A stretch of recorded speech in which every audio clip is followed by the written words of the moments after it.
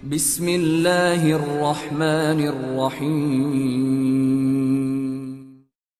Amalan-amalan ringan, tetapi kalau kita kerjakan atau kita lakukan bisa menghapuskan dosa-dosa kita sepanjang kita hidup. Allah Subhanahu wa taala. Tentu yang dimaksud amalan-amalan ringan di sini semua manusia bisa melakukannya, karena tidak harus menginfakkan semua harta atau tidak harus kemudian kita berperang sehingga kemudian harus meregang nyawa.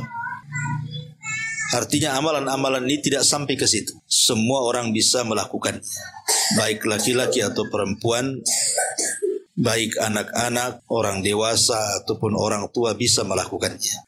Tapi kita mulai dari satu ayat dalam surah Asy-Syura ayat 25. Allah Subhanahu wa taala mengatakan, wa huwal ladzi yaqbalu taubata an ibadi wa ya'fu anis sayyiati wa ya'lamu ma taf'alu. Allah Subhanahu wa taala berfirman, dialah Allah yang menerima tobat-tobat dari hamba-hambanya dan juga memaafkan seluruh kesalahannya, dan Allah tahu apa yang kalian lakukan. Di dalam ayat ini, ikhwatu fiddin yang dimuliakan Allah Subhanahu wa taala, Allah Subhanahu wa taala dengan kelembutannya dan dengan kasih sayangnya seolah-olah ingin mengatakan kepada kita, kalau seandainya di antara kalian wahai hamba-hambaku melakukan sebuah dosa, maka Allah Subhanahu wa taala akan membukakan pintu selebar-lebarnya. Kapanpun kita menghadap kepada Allah untuk bertobat, maka Allah Subhanahu wa taala membuka pintu tobatnya. Dan itu bentuk kasih sayang Allah Azza wa Jalla. Bahkan kasih sayang Allah Subhanahu wa taala melebihi kasih sayang seorang ibu kepada anaknya. Dahulu di zaman Nabi sallallahu alaihi wasallam, Nabi sallallahu alaihi wasallam pernah menawan banyak tawanan dalam peperangan, termasuk juga laki-laki dan wanita dan anak-anak kena tawan dalam peperangan itu. Nabi SAW heran dengan seorang wanita yang seolah-olah di wajahnya itu ada rasa cemas. Cemas luar biasa. Kadang kemudian dia menengok ke kiri dan ke kanan, kemudian bangkit berjalan ke sana kemari seperti orang bingung. Dan di raut wajahnya terdapat kesedihan. Rupanya setelah diperhatikan, wanita atau tawanan wanita itu kehilangan seorang bayi. Jadi dia mencari bayinya ke sana kemari, tidak ketemu. Sampai kalau seandainya ada seorang wanita yang menggendong bayi, maka dia akan datang kepada wanita yang menggendong bayi itu, dikhawatirkan itu bayi dia. Saking kehilangannya kepada seorang bayi itu. Tiba-tiba setelah dia lelah letih mencari bayinya, bahkan hampir putus asa, Allah Subhanahu wa taala takdirkan ketemu pula bayi itu. Saking bahagianya, maka wanita itu memeluk bayi itu, menciumnya, kemudian langsung menyusuinya. Dengan penuh kasih sayang wanita itu memeluk erat bayinya itu. Kata Nabi SAW di hadapan para sahabat, bagaimana kalau seandainya di antara kalian, kata Rasul, mengumpulkan kayu bakar dan membakarnya. Setelah kemudian apinya menyala, kalian suruh wanita yang kehilangan bayi, yang baru saja ketemu bayinya, lemparkan bayimu ke dalam api itu.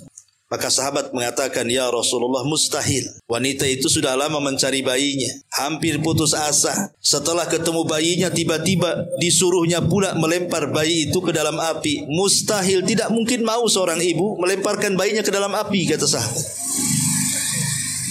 Maka Nabi SAW mengatakan kepada para sahabatnya, Allah lebih sayang kepada hambanya dibandingkan wanita itu kepada bayinya.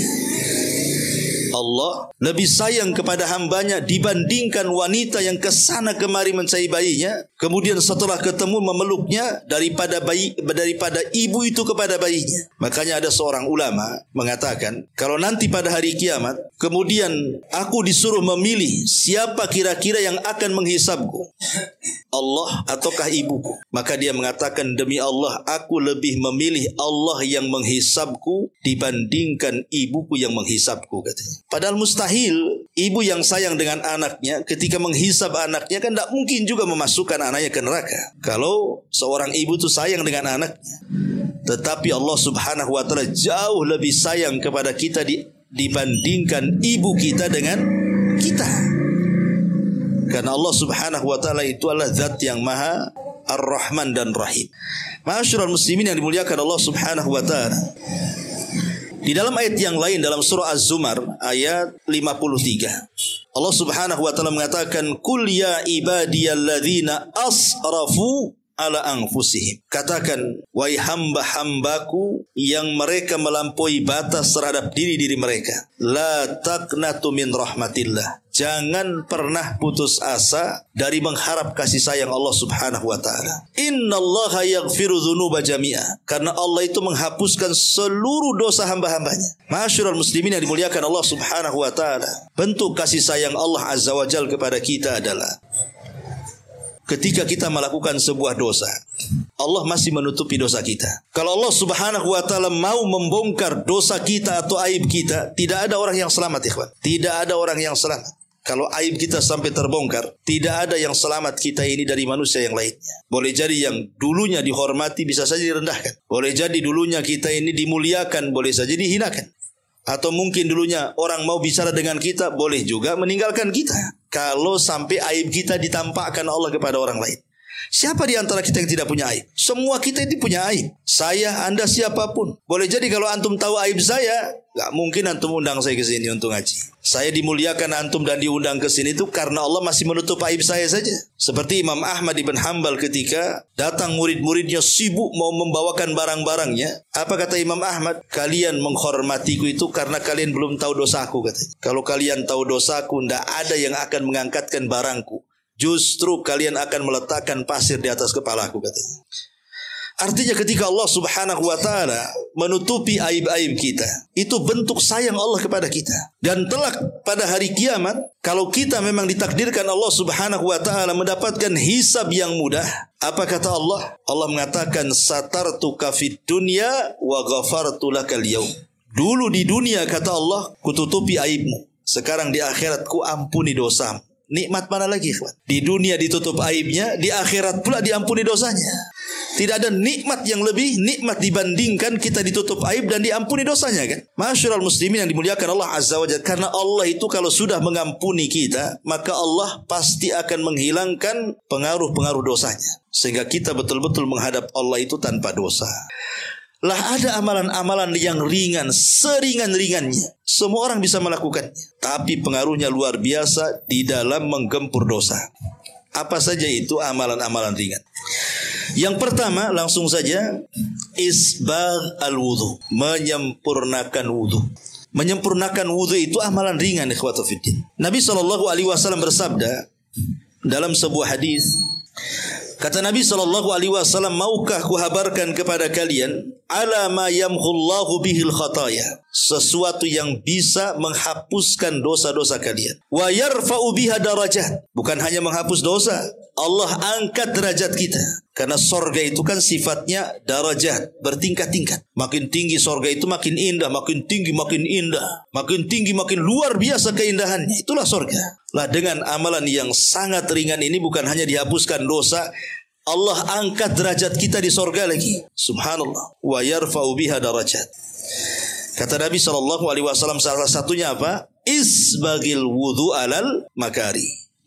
Sempurnakan wudumu di waktu engkau tidak suka berwudu. Boleh jadi mungkin antum lagi demam, kan itu ya. Mau megang air itu kayaknya gimana gitu ya. Atau subuh-subuh dingin-dingin gitu ya. Mau megang air itu kayaknya udah dingin pula air itu. Tetapi kalau kita mau menyempurnakan wudu seperti biasa, walaupun agak demam, walaupun cuaca dingin, tetap kita berwudu, maka itu penyebab amalan yang bisa menghapuskan banyak dosa. Bukan hanya menghapuskan banyak dosa, diangkat pula derajat kita. Makanya jangan pernah meremehkan ibadah wudu. Karena setiap basuhan pada anggota wudu kita ini, itu bisa menggugurkan dosa. Jadi kalau kita ini ambil air nih, kan wudu, baca basmalah kemudian mencuci tangan 3 kali. Berarti menggugurkan dosa di tangan kita. Kemudian mulai kita berkumur-kumur, maka menggugurkan dosa lisan kita. Kemudian mulai membasuh wajah, maka menghapuskan dosa-dosa di wajah kita. Kemudian mulai membasuh tangan kita, menghapuskan dosa-dosa di tangan kita. Kemudian di kepala sampai ke kaki, ikhwan. Lihat, pengaruh wudu ini bisa menggugurkan dosa dengan air wudu itu. Maka jangan pernah kemudian meremehkan ibadah wudu. Maksudnya jangan berwudu asal-asalan, gitu ya. Karena banyak orang wudu itu asal-asalan. Ya, yang penting selesai gitu. Kadang-kadang salah pula dia. Dan yang banyak kasus berwudu salah itu ketika membasuh kaki. Kadang-kadang tidak dicuci, diseblok bahasa kitanya. Kan itu ya. Ambil gayung diseblok gitu saja. Bukan mencuci kaki itu cuci. Allah yang mengatakan cucilah kaki kalian. Dan cuci itu harus ada gosokan. Kalau diseblok itu bukan mencuci namanya. Cuci itu ya diambil kakinya, digosok-gosok tangan. Nah itulah mencuci artinya. Karena Nabi SAW mengatakan wailun lil aqabi minan nar. Celaka bagi tumit-tumit yang tidak tersentuh air wudu. Wail bagi mereka, neraka wel. Ya. Ini yang pertama, amalan ringan, wudu. Kemudian yang kedua, yang lebih ringan lagi adalah al-masyu minal baiti ilal masjid mutawadhi'an. Setelah berwudu, ketika datang waktu salat, antum langkahkan kaki ke masjid. Bagi laki-laki tentunya ya. Nabi SAW mengatakan, "Idza tawadda'a ahadukum fa ahsana al-wudu, thumma kharaja ila al-masjid, la yanzi'uhu illa as-salah, thumma nazala rijlatal yusra tamhu anhu sayyi'atan wa tuktab lahul yumna sayyi'atan hatta yadkhul al-masjid," kata Rasul. Kata Nabi SAW, siapa yang berwudu, tadi sudah selesai wudu, dengan wudu saja kesalahan kita habis. Ditambah-tambah kemudian dia menuju masjid dan tidak ada niat ke masjid kecuali hanya untuk sholat. Jadi niatnya itu untuk sholat, bukan ingin lagi utang pula ketemu kawan di masjid, bukan. Memang ke masjid hanya untuk sholat. Ya. Kemudian dia pun melangkah, ya, kaki kiri, kaki kanan dia langkahkan, diayunkan dari masjid, dari rumah ke masjid itu. Maka Nabi SAW mengatakan, yang kaki kanan, yang kaki kiri, nazala rizlatul yusra, ketika kita melangkahkan kaki kiri saat melangkah itu, maka dosa-dosa kita akan gugur. Dan ketika kita melangkahkan kaki kanan, maka akan dicatat satu pahala sampai dia masuk masjid. Coba bayangkan kalau antum dari sini, anggaplah masjidnya 100 atau 200 meter dari rumah. Antum melangkahkan kaki kiri kanan sampai ke masjid itu berapa coba jumlahnya? Kita tidak pernah menghitungnya kan. Kalau ngitung malah susah jalannya. 1, 2 malah susah kalau gitu. Tapi kita tidak bisa menghitung lah berapa langkah kanan, berapa langkah kaki kiri itu sampai ke masjid. Coba bayangkan. Setiap kaki kanan melangkah dicatat satu pahala. Setiap kaki kiri melangkah hilang pula satu dosa. Luar biasa gitu ya. Ini kan ringan seperti ini. Ya, tapi sekali lagi orang yang seperti ini syaratnya 2. 1, dia berwudu dari rumah. Yang kedua, niatnya untuk sholat. Maka setiap langkah-langkah kakinya itu akan menghapuskan dosa dan mencatat pahala. Luar biasa. Amal ringan. Ya, ini yang kedua. Yang ketiga, antum dah sampai masjid. Ya, dah sampai masjid nih. Dengar suara azan. Nabi SAW mengatakan, setelah kemudian antum mendengar suara azan, tentu kan ketika muadzin berkumandangkan azan kan antum jawab tuh. Muadzin mengatakan Allahu Akbar, kita katakan Allahu Akbar. Muadzin mengatakan asyhadu alla ilaha illallah, kita katakan asyhadu alla ilaha. Kecuali hayya alatain, kecuali hayya ala shalah dan hayya alal falah, kita jangan ikuti, tapi kita baca la haula wala quwata illa billah. Kalau seandainya kemudian dia mengikuti ucapan-ucapan muadzin itu, kata Nabi SAW, man qala hina yasma'ul adzan, barang siapa yang tatkala mendengar suara muadzin sedang mengumandangkan adzan, mengucapkan apa yang diucapkan muadzin, kemudian setelah selesai adzan, antum kan baca salawat di situ, Allahumma rabb hadhihi da'wati tammah wassalatil qa'imati Muhammadanil wasilata wal fadilah wa ba'asul maqama mahmudan allati wa'atta innaka la tuhliful mi'ad. Antum baca ini, asyhadu an la ilaha illallah wahdahu la syarikalah wa asyhadu anna Muhammadan abduhu wa rasuluh raditu billahi rabba wa bil islami dina wa bi Muhammadin nabiyyan wa rasula Apa kata Rasul? Ghufira lahu ma taqaddama min dambi. Maka dosa antum yang dulu-dulu akan dihapuskan. Ya. Cukup antum membaca kalimat ini setelah menjawab suara muadzin, kemudian bersalawat setelah adzan. Antum baca bersyahadat asyhadu an la ilaha illallah wa asyhadu anna Muhammadar Rasulullah, raditu billahi rabba wa bil islami dina wa bi Muhammadin nabiyya wa rasula. Dengan ucapan ini Allah hapuskan dosa-dosa kita. Coba mulai dari wudu dihapuskan dosa, langkah ke masjid dihapuskan dosa, zikir setelah azan dihapuskan lagi dosa kita. Luar biasa ya kawan ya. Kemudian setelah azan kan gak langsung sholat, ada jeda dulu kan di situ, menunggu lagi kita ini. Habis mamanya azan antum sholat tahiyatul masjid kayak atau mungkin qobliyah kan gitu. Kan tidak harus langsung sholat, tidak. Ada beberapa masjid langsung qomat, tapi ada beberapa masjid itu kan ngasih waktu antara 10 menit 15 menit baru sholat kan. Apa kata Nabi SAW? Ya, maukah kutunjukkan kepada kalian sesuatu ma yamhullahul bihil khataya wa yarfa'u bika darajat, sesuatu yang bisa menghapuskan keburukan kesalahan kalian dan mengangkat derajat kalian. Kata Nabi SAW, salah satunya adalah intidharus salati ba'da sholat. Antum menunggu sholat untuk sholat lagi. Jadi menunggu sholat itu bisa menggugurkan pahala tuh, bisa menggugurkan dosa dan bisa mengangkat derajat. Duduk saja nunggu sholat, seolah-olah kita sedang sholat, ditambah-tambah dosa kita gugur, kemudian kita diangkat. Makanya kalau seandainya antum memang ya adalah kesenggangan waktu, kan tidak mungkin antum seminggu atau sebulan tuh sibuk terus kan itu. Mesti adalah 1-2 hari itu yang senggang, datanglah ke masjid, pamannya maghrib jangan balik gitu ya. Nanti dari maghrib ke isya itu kan tidak terlalu lama jaraknya. Antum bisa baca Quran, berzikir sambil ya. Itu namanya menunggu sholat setelah sholat ya. Maka itu bisa menggugurkan dosa dan mengangkat derajat. Ini yang keempat ya. Kemudian yang kelima, setelah kita berwudu menggugurkan dosa, kemudian berjalan ke masjid jalannya menggugurkan dosa, kemudian zikir setelah adzan menggugurkan dosa lagi, kemudian setelah itu nunggu sholat wajib menggugurkan dosa lagi.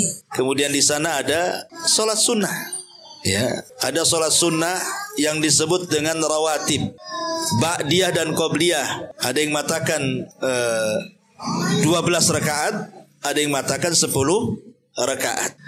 Bagi yang mengatakan 12 rakaat berarti dimulai daripada 4 rakaat sebelum zuhur. Nah itu. Bagi yang mengatakan 10 rakaat berarti sebelum zuhur 2 rakaat. Nah, itu saja bedanya ya. Jadi kalau kita hitung yang 12 rakaat dulu ya, 4 rakaat sebelum zuhur itu sudah 4 rakaat. Kemudian 2 rakaat setelahnya dan 6 gitu ya. Kemudian 2 rakaat setelah maghrib sudah 8. Kemudian 2 rakaat setelah isya ada 10. Kemudian 2 rakaat sebelum subuh, nah itu sudah 12. Ini bagi yang mengatakan 12 rakaat. Bagi yang mengatakan rawatib itu 10 rakaat berarti 2 rakaat sebelum zuhur, 2 rakaat setelah zuhur, 2 rakaat setelah maghrib, 2 rakaat setelah isya, 2 rakaat sebelum subuh. Nah itu bagi yang mengatakan 10 rakaat ya. Lah Nabi SAW ketika menyebutkan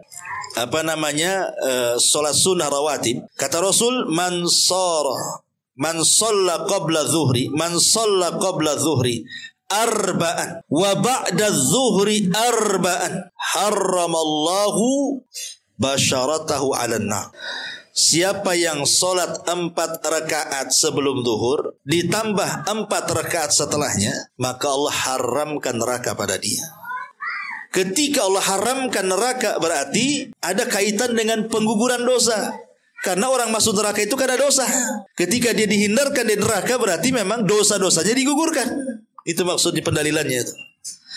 Berarti sholat rawatib itu juga luar biasa, bisa menggugurkan dosa. Bahkan lebih daripada itu bisa menempel kekurangan-kekurangan yang kita lakukan pada sholat wajib. Boleh jadi ketika sholat wajib itu antum menghayal, melamun, tidak fokus, tidak tumakninah. Dengan rawatib itulah bisa nempel-nempel yang wajib itu. Ini yang nomor 5. Yang nomor 6 Al-muhafadhatu 'ala salati amsi wa qabla ghurubiha. Hendaklah kita menjaga 2 salat. Yang lainnya dijaga juga maksudnya. Tetapi khusus 2 salat ini harus lebih dijaga lagi gitu maksudnya. Salat-salat 5 waktu dijaga. Hafidhu 'ala salawati was salatil wusta kata Allah. Jaga oleh kalian 5 waktu salat. Terutama ini 2 salat. Kata Nabi SAW, la yalijin nar ahadan. La yalijin nar ahadan. Tidak mungkin disentuh api neraka. Khusus orang ini kata Rasul. Siapa? Man shalla qabla tulu'i syamsi wa qabla ghurubiha. Siapa yang menjaga salat sebelum terbit matahari alias subuh dan sebelum tenggelam matahari alias asar. Ini 2 salat ini keutamanya besar. Sampai-sampai Rasul mengatakan tidak akan disentuh neraka. Coba ingat. Tidak akan disentuh neraka, artinya digugurkan dosa-dosanya itu. Memang agak berat memang ya kalau menjaga sholat asar lagi capek-capeknya pulang kerja. Kadang-kadang masih di tempat kerja pula kan itu. Kemudian subuh lagi lelap-lelapnya pula lah disuruh bangun kan. Tapi lihat pahalanya luar biasa. Tapi bagi orang yang biasa melakukan ringan nih. Berat itu karena tidak pernah melakukan, maksudnya tidak membiasakan makanya berat. Tapi kalau orang membiasakan jadi ringan bagi dia itu. Ini yang nomor 6. Yang nomor 7, zikrullahi azza wa jalla. Zikrullahi azza wa jal maksudnya berzikir kepada Allah baik dalam bentuk berjamaah seperti kita ini kan dalam bentuk jamaah nih. Kita ini sedang berzikir sebenarnya. Ya, berzikir di majelis taklim. Karena afdhaluz zikri, seutama-utama zikir itu mempelajari yang halal dan yang haram, yang berpahala dan yang tidak. Ya ilmu agama lah itu maksudnya. Itulah afdhaluz zikir itu sebenarnya majelis taklim. Ya, jadi seutama-utama zikir adalah ketika di majelis itu diingatkan tentang hukum halal haram, hukum-hukum agama. Majelis ilmu itu seafdal-afdalnya zikir. Lihat kata Nabi SAW, ma jalasa qaumun yadhkuruna Allah ta'ala fayakumuna hatta yuqalu lahum qumu qad ghafarallahu lakum dzunubakum wa buddilat sayyi'atikumul hasanah. Jadi kalau antum habis taklim seperti ini, ya tadi kita mulai dari jam 8 lebih, ntar lagi kita selesai. Kemudian selesai ngaji nih, antum buyar pulang. Apa kata Rasul? Qumu maghfuran lakum. Dosa-dosa kalian sudah diampuni. Pulanglah kalian kata Rasul. Cukup sampai di situ? Tidak. Kata Nabi SAW, keburukan yang kalian bawa tadi sebelum kalian ngaji di sini sudah diganti dengan kebaikan katanya. Luar biasa. Hanya duduk di majelis taklim, coba bayangkan. Dosa kita hilang, kemudian keburukan kita diganti dengan kebaikan. Luar biasa. Ya, hanya duduk saja. Itu pun kan malas itu. Orang mau ngaji itu kalau tidak ada mood yang kuat itu tidak akan datang ke pengajian. Coba kalau tetangga buat konser dangdut, nggak diundang pun datang. Paling depan pula pakai peci, malu-maluin aja dia. Gitu kan ya. Kadang-kadang kan aneh gitu ya. Kalau padahal ini jelas undangan Allah, itu undangan makhluk loh ya. Ngaji kan undangan Allah, bukan undangan panitia pengajian, tidak. Hakikatnya ngaji itu Allah yang undang sebenarnya. Nah, lihat bagaimana fadilah orang duduk di majelis taklim itu. Nah, gimana Ustaz yang ngantuk-ngantuk? Insya Allah yang ngantuk-ngantuk diampuni juga. Nanti jangan tidur ngoro aja. Nanti ditinggalkan sendirian dia di sini. Besok baru bangun. Tapi ini yang nomor 7. Yang nomor 8, ya, at-tasahul ma'al khalqi wal layyin wal musamaha.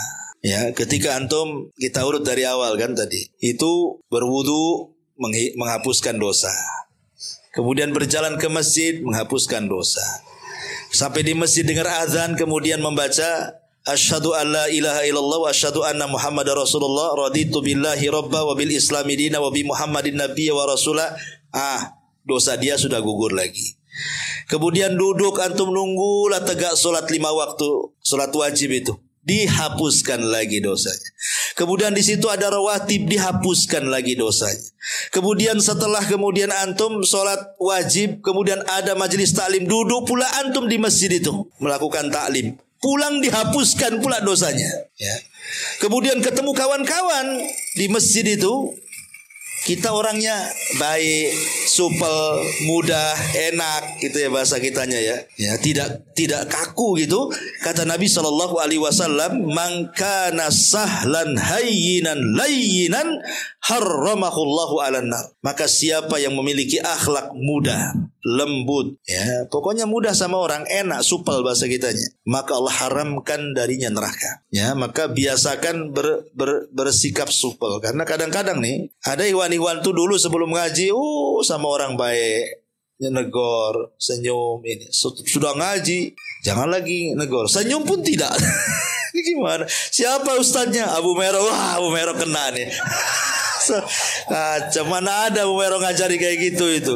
Kita suruh senyum, ya ketemu orang nyapa. Ya, ini gimana ceritanya? Harusnya habis ngaji makin lembutlah sama orang. Mau sebelum ngaji masih awam kok dia bisa baik sama orang. Setelah ngaji pula nggak baik pula sama orang. Lah orang yang muda, kata Nabi SAW, yang sahlan hayyinan layyinan, itu diharamkan neraka pada dia.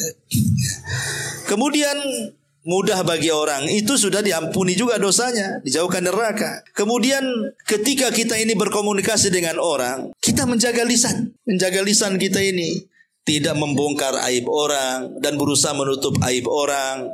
Kemudian juga memberikan arahan kepada orang yang sedang gibah, jangan gibah, dan begitu seterusnya. Berusaha dia menutupi aib orang. Maka Nabi SAW mengatakan, "Man dabba'an irdi akhihi bil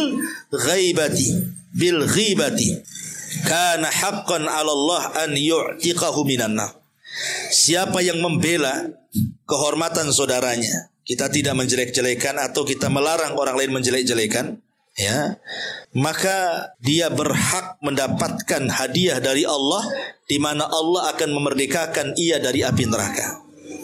Ya, jadi kalau sudah ke masjid, udah ada majelis taklim, kemudian orangnya enak, kemudian lisannya kita jaga tidak menyakiti orang, menyakiti saudara kita, atau kita menasihati orang yang menyakiti saudaranya, maka Allah hadiahkan apa? Haqqan 'ala Allah, kewajiban bagi Allah, an yu'tiqahu minan nar. Maka orang ini akan dimerdekakan dari api neraka, ya. Kemudian ma'asyiral muslimin yang dimuliakan Allah Azza wa Jalla, kalau seandainya mungkin di masjid atau kawan-kawan dengar pula, mana si Anu tuh kok nggak ada, sakit Pak katanya. Kemudian antum katakan, oh kalau gitu kita berkunjung, ajak berkunjung, ya kan? Maka kalau kita mengunjungi orang sakit, ma'asyiral muslimin yang dimuliakan Allah Azza wa Jalla, maka malaikat di belakang itu akan mendoakan ampunan kepada kita tuh, selama kita berjalan ke orang sakit itu. Ya Allah ampuni orang ini, ya Allah ampuni orang ini, ya Allah ampuni orang. Bayangkan, ya, muamalah sehari-hari. Kemudian setelah antum datang ke orang sakit, rupanya orang sakit ini orang kaya, walaupun sakit, disuruhnya kita makan Pak di rumahnya. Gitu ya. Antum bawa orang sakit, bawa pisang, pulang pula bawa salak. Berarti baik orang sakitnya ini kan. Ya sebenarnya ngasih salak itu salak jadi orang juga gitu. Cuma ditukar saja. Tapi kalau seandainya antum disuruh makan di situ kan, kemudian antum setelah makan baca alhamdulillah, itu saja sudah penyebab dosa kita diampuni. Kata Nabi, man akala ta'aman summa qala alhamdulillahilladzi at'amani hadha ta'am wa razaqani min ghairi haulin minni wala quwwah ghufira lahu ma taqaddama min dambi. Siapa yang setelah makan dia mengucapkan alhamdulillah, zat yang telah memberi makan kepadaku dengan makanan ini dan telah memberikan rizki kepadaku tanpa susah payah dan tanpa daya dan kekuatan kecuali milik Allah, maka dihapusi dosa-dosanya. Apa kata Nabi? Ma taqaddama min dzambi wa ma ta'akhkhar. Bayangkan, dosa yang berlalu dan yang akan datang lagi itu, bayangkan. Kan enak tuh, itu kan ini ringan-ringan nih amalan ini. Sangat ringan sekali, coba bayangkan. Hanya sekedar membaca habis makan alhamdulillah itu aja sudah diampuni dosa-dosanya. Ya. Ma'asyiral muslimin yang dimuliakan Allah Subhanahu wa taala. Ya, kemudian kalau seandainya lebih daripada itu, antum pulang ke rumah diuji pula oleh Allah. Diuji kesabaran antum, entah anak-anak, entah istri, entah kesehatan, entah ekonomi, pokoknya diujilah, kemudian antum sabar, maka ujian itu juga bisa menggugurkan dosa kalau kita sabar menghadapinya. Kata Nabi SAW, ma min musibatin tusibul muslim illa kafarallahu biha anhu hatta syaukata yushakuha.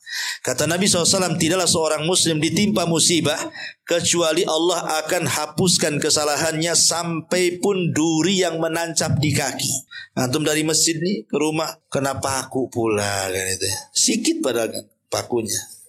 Ya, tapi antum tidak mengatakan aduh, bismillah. Jadi antum kalau umpamanya kena paku, jangan bilang aduh, bismillah, gitu maksudnya. Karena ada seorang sahabat namanya Thalhah bin Ubaidillah.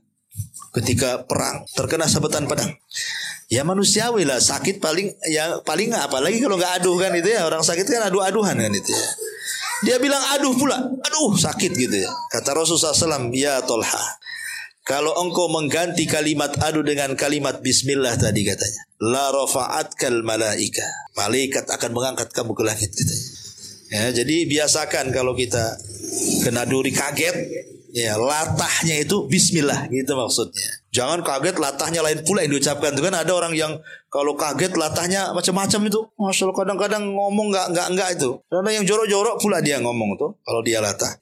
Ya minimal itu kalau memang mau yang ya tidak harus bismillah, umpamanya bahasa-bahasa yang di dalamnya itu ada zikrullah lah.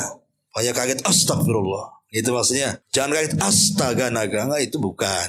Enggak boleh ya, kan ada kaget astaga gitu. Astaga ini apa? Astagfirullah. Nah, boleh, itu kan ada zikirnya di situ ya. Subhanallah. Ya, yang penting dibiasakan kalau kaget-kaget itu pakai zikir lah. Jangan yang lain pula diucapkan ya. Nah, inilah diantara amalan-amalan ringan ikhwatu fiddin yang keseharian kita mulai dari rumah loh ya. Dari rumah ke masjid, pulang lagi ke rumah, dosa kita sudah diampuni sepanjang hayat coba. Kalau itu antum lakukan terus-terusan sampai meninggal, tapak enggak husnul khotimah kita. Jadi jangan cerita amal-amalan berat lah. Yang ringan-ringan ini saja kadang-kadang kita ini tidak melakukannya. Apalagi kalau disodorkan yang berat kayak haji, umroh, jihad, mungkin pikir-pikir gitu kan. Kalau yang ringan saja tidak bisa, mustahil antum bisa yang berat ya.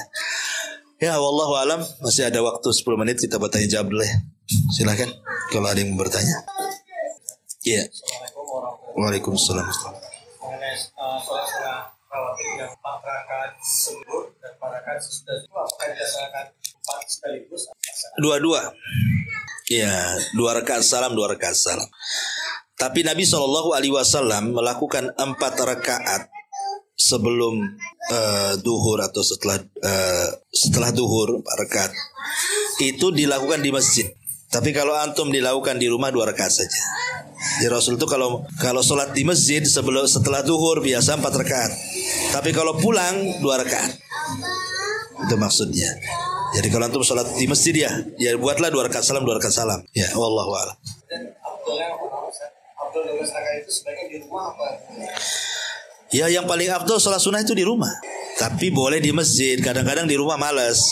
Cuman kalau cerita afdol-afdolan ya di sholat sunnah itu memang Rasul selalu dilakukan di rumah. Kenapa? Karena Nabi mengatakan la taj'alu buyutakum al-maqabir. Jangan jadikan rumah kalian seperti kuburan. Kuburan lah tengok sepi, lewat aja takut kita. Jangan kayak gitu. Makanya jadikan rumah itu tempat ibadah juga. Ibadah sunnah di rumah, ibadah wajib di masjid gitu maksudnya. Ya walaupun makanya kenapa kemudian wanita-wanita di zaman Nabi SAW dianjurkan untuk lebih banyak ibadah di rumah. Untuk wabil khusus sholat gitu ya. Dan pahalanya sama. Ini laki-laki yang berjalan dari rumah ke masjid berjamaah dengan wanita yang sholat di rumah itu pahalanya sama. Gak beda pahalanya. Yang didapati laki-laki juga akan didapati wanita yang sholat di rumah. Tapi kalau seandainya wanita ingin ke masjid ya gak apa-apa. Mungkin karena habis sholat ada kajian. Kalau sholat di rumah tak dapat ngaji. Ambil maslahatnya. Ya gak ada masalah. Makanya Rasul mengatakan la tamna'u ima Allah masajid Allah. Jangan kau larang wanita-wanita datang ke masjid. Biarkan mereka ke masjid. Tetapi setelah memenuhi unsur atau syarat-syarat gitu ya. Tidak pakai minyak wangi. Ini enggak gitu ya. Wah, satu disemprotin semua itu. Kalau masih kurang itu pakai baygon nyamuk. Kan sekarang di baygon tuh harum loh. Kalau dulu kan cuman itu saja, itu sekarang macam-macam, rasa jeruk pun ada sekarang. Ya kadang-kadang kalau nggak ada parfum udah pakai baygon aja. Jadi wanita ya nggak boleh, wanita itu nggak boleh pakai parfum, laki-laki harus. Ya, laki-laki itu harus wangi.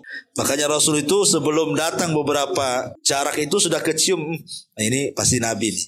Nah, coba antum kayak gitu. Kawan-kawan antum di masjid, ini pasti Bapak Anu nih. Khas dia kata. Nah, ada khas baunya, ada khas wanginya pula. Ini khas baunya pasti si Anu nih katanya. Ya kalau bisa ya khas wanginya lah kan. Ya, wallahu a'lam. Ya, saya kira cukup sudah. Subhanallah bihamdika, asyhadu an la ilaha illa anta astaghfiruka